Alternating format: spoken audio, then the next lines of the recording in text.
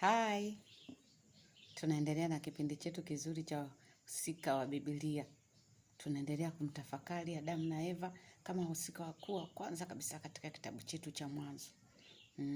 Kipindi kilichopita tuliona jinsi ambavyo Eva alidanganyika na nyoka kwa maneno ya ulaghai na utapeli mpaka akaangukia pua. Leo tena tunaendelea kutafakari kitu gani kingine kilichangia Adamu na Eva wakaipoteza ile nafasi ya thamani waliokuwa nayo. Lakini tunaona kwamba kitu kingine ambacho kilichangia wakapoteza nafasi waliokuwa nayo ilikuwa ni kukosa ushirika, kukosa ukaribu. Ni kweli hawa waliumbwa na Mungu, waliweka katika bustani ile kama mke na mume, yani taasisi kamili kabisa. Lakini tujiulize, wakati nyoka anamdanganya Eva, Adamu alikuwa wapi? Tunaona tu nyoka akiuza maneno kwa Eva. Kwa nini hakwenda kuuza maneno kwa Adamu? Nyoka aliona nafasi, aliona fursa. Yawezekana wahusika hawa hawakuwa na ukaribu, hawakuwa na ile intimacy, ile hali ya ushirika wa ndani, wakuwa bega kwa bega. Kwa hiyo ile nafasi nyoka akaitumia kuuza kete zake na akafanikiwa.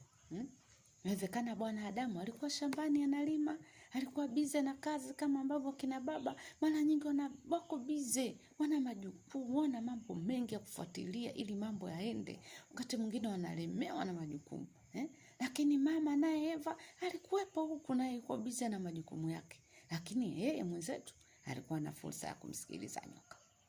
Inawezekana kila akifika jioni alikuwa na kamuda fulani kakupiga stori na nyoka.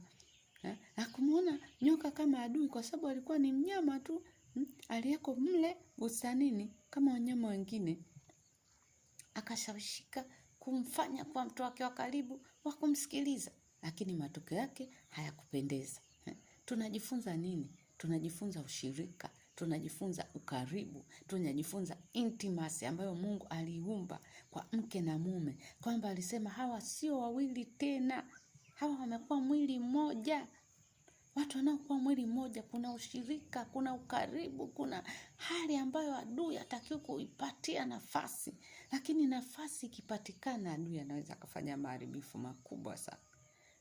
Inawezekana Adamu alikuwa sahihi kutafuta kete kule, alikuwa sahihi kufanya majukumu yake, lakini kitendo cha kumwacha mbali mke na kumpa nafasi mtu mwingine wa tatu kupenyeza rupia pale, kupenyeza maneno mpaka yakaomba ushawishi kwa mke, hii ilikuwa ni hatari sana.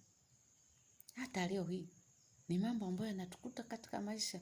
Wakati mwingine ndoa zinavunjika, wakati mwingine ndoa zinaharibika kwa sababu ya nafasi ambayo inaachwa wazi. Ushirika wa mke na mume unatakiwa ni uwe wa ukaribu sana, wa kushibana. Sio ushirika tu kama kaka na dada. Unataka kuishi na mwenza wako kama kaka na dada. Habari nzuri za siku, salama, umeamkaje? Si jambo. Kesho tena habari nzuri za siku, salama, umeamkaje? Si jambo. Kesho huyo mwenza anakutana na mtu mwingine kule nje. Salamu hiyo inakuwa ndefu hatari. Habari za siku, mnaendeleaje? Vipi hali? Mbona uko hivyo siku hizi? Mbona umepungua? Mbona una huzuni? Mtu anaambiwa tena mpaka anaingia kingi. Lakini akifika kule nyumbani, salamu kavu zimekuja zimenyoka. Ni hatari mwanawani. Mungu atusaidie. Lakini tunaona wenzetu walifeli hapa.